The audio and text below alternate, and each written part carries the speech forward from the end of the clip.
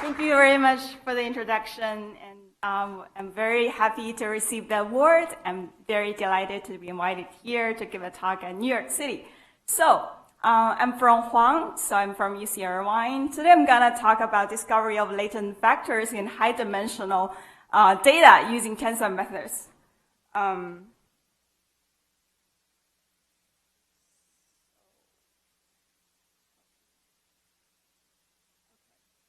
So we've seen a lot of excitement about machine learning and artificial intelligence over the last few years. We're able to do a very successful image classification with predefined image categories. So with the benefit of having increasingly computation power resources and enormous labeled data, we're able to put images into a deep convolutional neural network and convolve with some predefined filter bank and do some max pooling and then get some features for classification. And similarly, we can do very successfully and efficiently for speech recognition and text processing. Oh, sorry. Trying to figure out how to use this. Yeah. However, what if we wanted to do much more challenging task, right? What if we don't have the predefined image categories to start with? What if we wanted to find the features? What if we don't know the labels? What if we even wanted to say, for example, finding the hidden topics in the article or finding, the meanings of words or word sequences by finding like word embeddings or sequence embeddings? Right, so these fall into the much more harder category of doing unsupervised learning, where we don't have labeled information to start with. And experts believe that is one of the most challenging tasks in machine learning nowadays. So unsupervised learning aims at summarizing key features in data.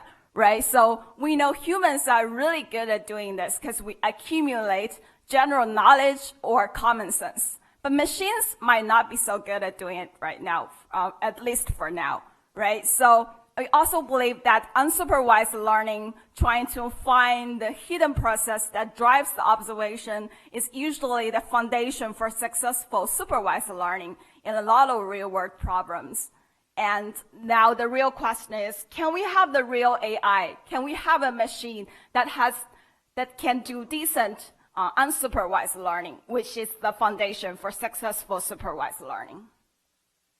So we live in a world of explosively growing data, right? As we get more information, not only we're getting more knowns, but we're also getting more unknowns. In other words, if we wanted to characterize the statistics of the data or learn the model of the data, it is more challenging as we get more data. So people call this curse of dimensionality, meaning that, if you have more data, you need more data samples to get the correct model, right?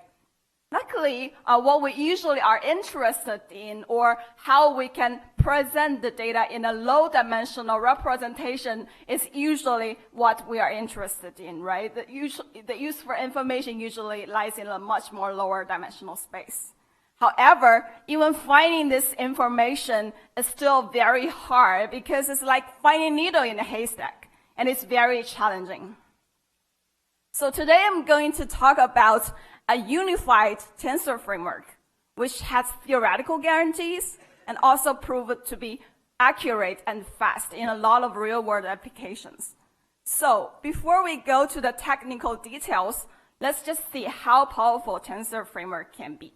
Right, we can use tensor methods to do automated categorization of documents, meaning that if the agent or the AI is given a topic or given a document, then it can automatically discover what category should we put this document in, right? Finding the hidden topics in this article. And using tensor framework, we know how to extract communities from the connectivity social network graph. Say billions of netizens interact online every day, and we can observe the friendship network. But what's even more insightful is to get some commonality of the users, also called the community of users. This can be really useful to learn about your users, or very useful for recommendation systems or personalized advertisement or targeted marketing. So using tensor methods, we're also able to do that. So just to compare with the state-of-the-art variational inference, which optimize over the likelihood method, right? So tensor methods is not only to be more accurate, but it's also much more faster compared to variational inference. Let's just see an example that we implemented, using tensor methods on PubMed, which is has billions of documents and hundreds of billions of words. You can see the left that we have the perplexity score, which is the exponential of the negative per word likelihood. So you can see the lower the score is, the better the performance is. You can see tensor methods is much more accurate, very surprisingly, since we are not touching the likelihood at all, whereas variational inference is directly optimizing over the likelihood. And I'll talk about why this is true, right? And also on the right, you can see the running time comparison. Ours is orders of magnitude faster than the state-of-the-art variational inference. And to know that we didn't do any optimization other than just algorithmic optimization. So I invite you guys to join us and, put more effort into developing much more faster tensor frameworks. And not only we can do find hidden topics in articles, but we're also able to find communities in social networks. Say on Facebook friendship, we observe that, and we wanted to find people's communities. So you can see these examples from Facebook, Yelp, to DBLP co-authorship network. We're able to get very good error rate for all these data sets, and also our methods is orders of magnitude faster than variational inference. So not only we are able to do this simpler task, but we're also able to do much more complicated applications, right? We're able to catalog in neuronal cell types in the brain, which is the #1 goal in the Brain Initiative and the modern neuroscience. So we're not only interested in what cell types our neurons belong to, but also the hidden process that drives why this neuron is this cell type. So compare with the state-of-the-art algorithm that I'm not going to go into the detail, but we can see that, again, compare the perplexity score. Ours is much better than the state-of-the-art algorithm. And we are also able to find known cell types that are already known by biologists, and hopefully the cell types that we recover can help them to identify new cell types. And not only we can use tensor methods to do very successful cell type discovery, but we're also able to do word sequence embedding extraction. So we're familiar with word embedding extraction, right? So if we have words that have some similar semantic meaning, then we wanted to map them into the embedding vector space that are close to each other. Similarly, much more complicated task is to find the word sequence embedding, right? So if you have a sequence of words, can you map them into the embedding vector such that when the two sentences are close to each other in semantic meaning, then we wanted to map them into the embedding vector that are close to each other as well, right? So tensor methods, again, can do that. In fact, convolutional tensor methods can do that. We recently did this work on a task called paraphrase detection, meaning that if you're given a pair of sentences, then you wanted to detect whether they are paraphrase of each other or not. So you can see some results. Well, we're doing much better than the baseline if you consider the F-score, which is the harmonic mean of precision and recall. But you can see maybe we're not better than the skip thought, which is the state of the art. But to know that skip thought has used some outside information. They train the network, they train the model on a very large corpus, whereas we don't do anything. We didn't pre-train our model. We only did the task, and basically on this MSR paraphrase data set. And not only we can do word sequence embedding extraction, we're also able to apply tensor methods to healthcare analytics, right? Looking at the co-occurrence of diseases over billions of patients, hundreds of billions of diagnostic wins, and tens of thousands of diseases, we're able to find a disease hierarchy over human diseases. And here, this is a subtree of the disease tree we find in human disease. You can see this makes a lot of clinical sense because altered mental status and clotting-related diseases and conditions can occur as complication of neoplastic disease. So now I've talked a lot about the applications that we could do using tensor methods and how tensor methods are successful in a lot of applications. But what is the model, right? So before we go into the details of tensor methods, what do people do for unsupervised learning? People use probabilistic models. It's a very popular approach. Say we have unlabeled data, right? We have text, we have documents, we have friendship network. Now we wanted to put a probabilistic admixture model on it. In this case, if we have some hidden variable which denotes which category this article belongs to, right? And then we can put some admixture model to model how these observations is generated from some hidden process. Now you can design or choose your favorite learning algorithm, right? And after you do your learning algorithm, will learn the model parameters. And after you have the model parameters, you're able to do inference or prediction downstream. So I'm interested in finding what is the best learning algorithm to do unsupervised learning in general.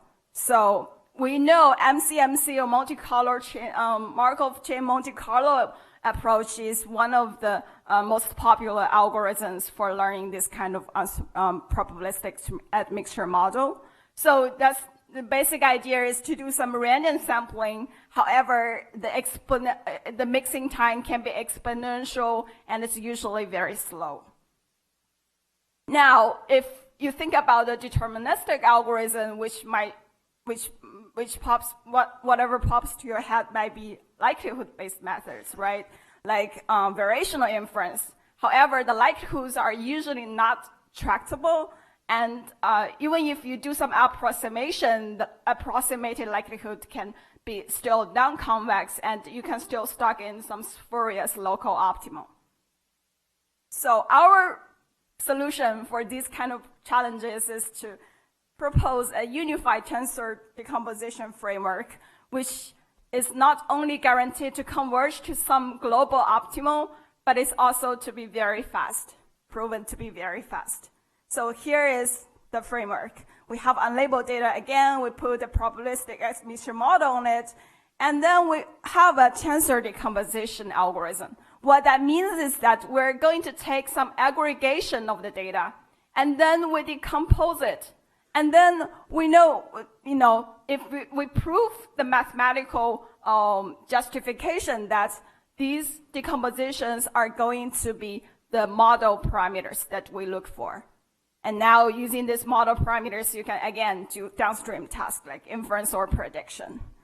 And now just some ideas about what are the contributions. So we have proposed a guaranteed online algorithm with global convergence guarantee. I'm also going to talk about that in a little bit soon.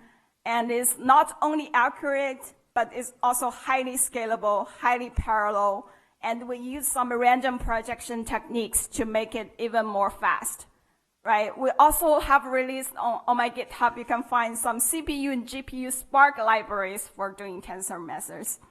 And as I mentioned before, there are some interdisciplinary applications. Not only that, we also extended the model to much more complicated models such as models with group invariance. So let's jump to the technical parts. So I've talked a lot about how tensor methods are powerful, but what is a tensor, right? So we know matrix, everyone is familiar with matrix. We can use matrix to denote the second order moments or to denote the pairwise relationship between data points, right? Let's assume that we have a signal, which is a 1D signal X, and then if you do the outer product of the signal, then you find that the resulting rank 1 matrix is going to give you the pairwise relationship, right? So the I1, I choose entry of that rank 1 matrix is just the multiplication of the I1's entry multiplied with the I choose entry of the signal, right? And similarly, this is just, tensor is just the generalization of matrix. If you consider higher order moments, or let's say third order moments, just imagine that you have a Rubik's Cube, then that's a tensor, right? It characterizes the triple-wise relationship over data points. Let's see if you have a tensor product of X, outer product X, outer product X, then this gives you a rank 1 tensor, third order tensor. And the I1, I2, and I3's entry of that tensor is only the multiplication of the I1's entry, I choose entry, and I3's entry of the signal. So now you know what is a tensor, but why is tensor more powerful than just a matrix, right? So just use a very simple example. Let's talk about matrix orthogonal decomposition, right? So we all know that if there's no eigenvalue gap, we cannot find a unique decomposition for matrix. This is a very simple example you are looking at here. So if we have a identity matrix, then it can be decomposed into this, E1, into this eigenvectors of E1 and E2, the basis vectors here. And also it can be decomposed into U1 and U2, which is simply a rotation of this E1, E2 vectors. So that means that if you don't have eigenvalue gap, you can never have a unique decomposition of the matrix, even if the eigenvectors are orthogonal to each other. But this is not true for tensors. If you go to the higher order matrix, then you can have a unique decomposition even when there is no eigenvalue gap. So here is an example. If you slice slice the tensor in any direction you like, then it gives you a matrix. And that matrix shares the same eigenvectors as the tensor, the original tensor you're looking at. However, based on the direction that you're slicing, the scaling factors are going to be different. So therefore, it gives you some eigenvalue gap for your decomposition of this matrix. Therefore, you can find and you can uniquely identify the eigenvectors of tensor. So this example gives you an idea of why tensors can be more powerful than just matrix.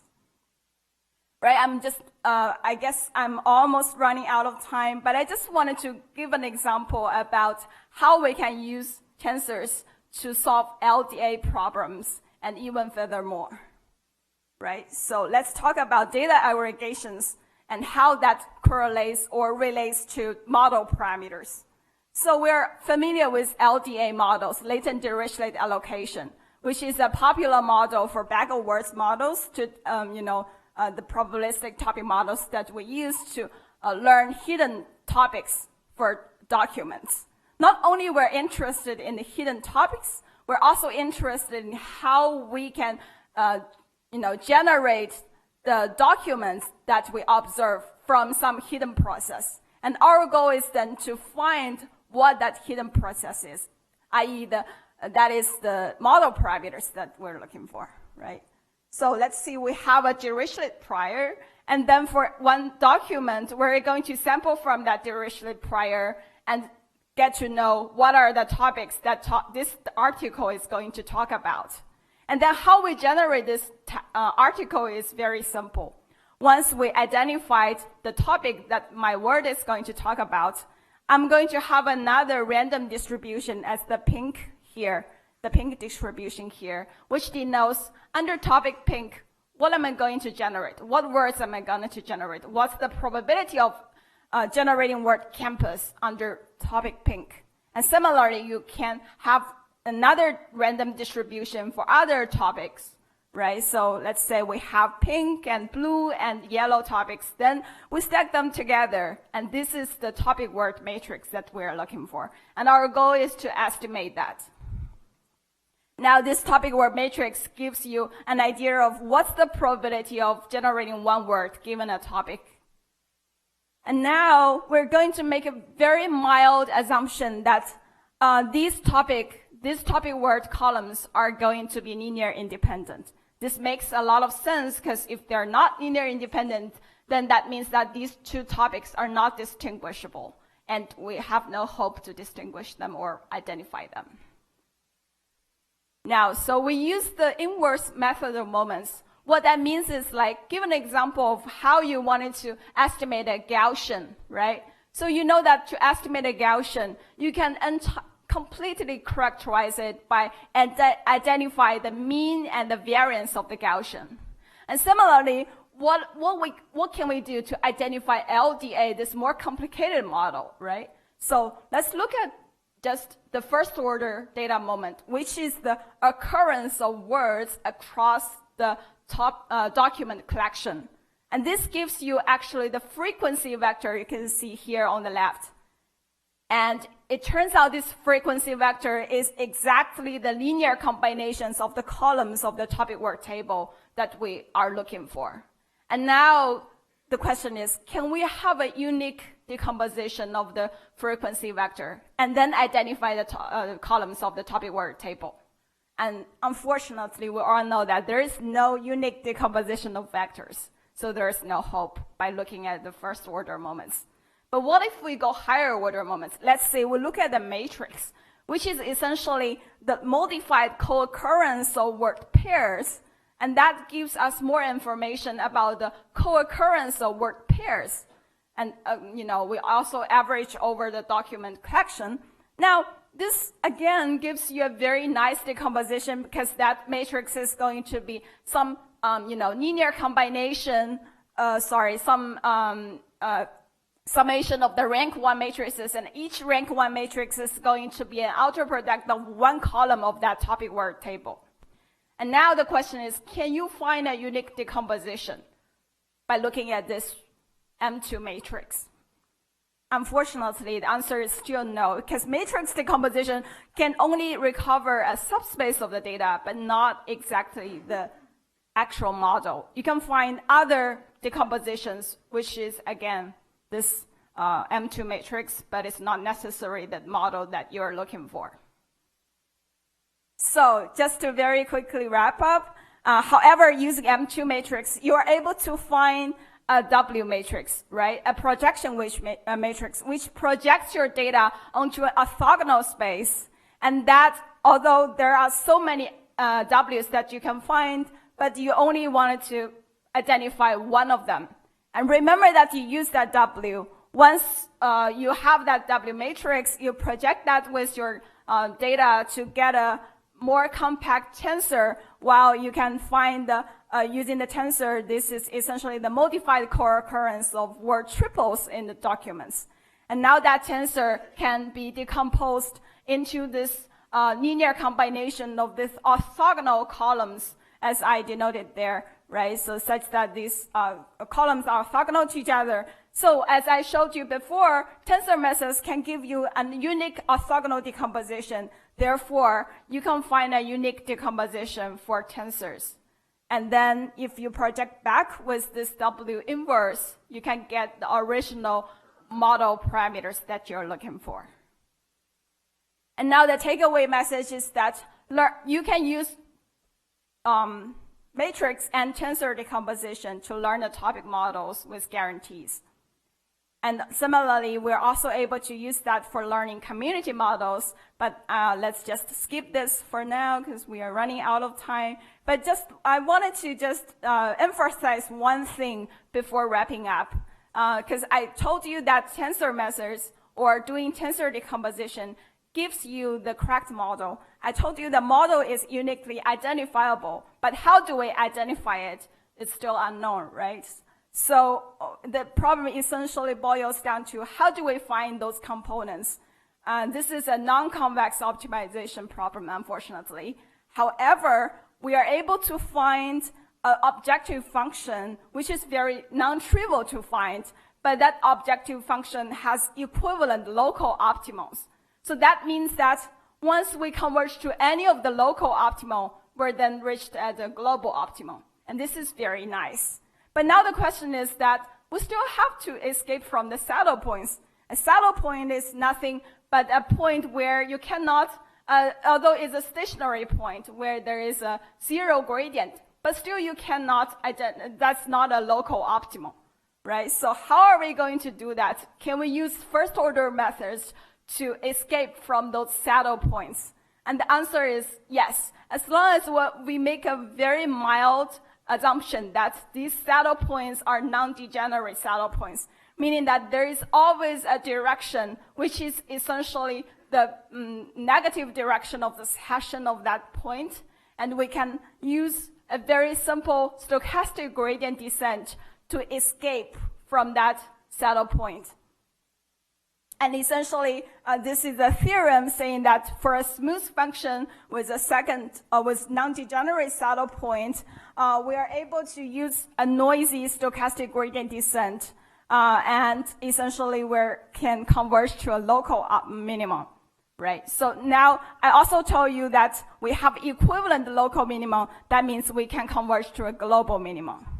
So just to conclude, I told you that using spectral methods, we're able to do a lot of very successful discovery of hidden structures. Like we can do text and image processing. We're able to mine social networks. We're able to find cell types in neural slices. We are able to do healthcare analytics. But also using tensor methods, it's very versatile to learn very general latent variable graphical models. We're not only able to deal with flat models, we're also able to learn hierarchical models. We can do sparse coding, but we can also do convolutional sparse coding, learn dictionary elements. And what's even more, this is very efficient. We actually have a theoretical guarantee about global convergence. So in the end, I just want to thank my collaborators and thank Machine Learning Conference for giving me the opportunity to present my work here. And thank you, all the audience. And thank you for listening and staying with me even when you're hungry.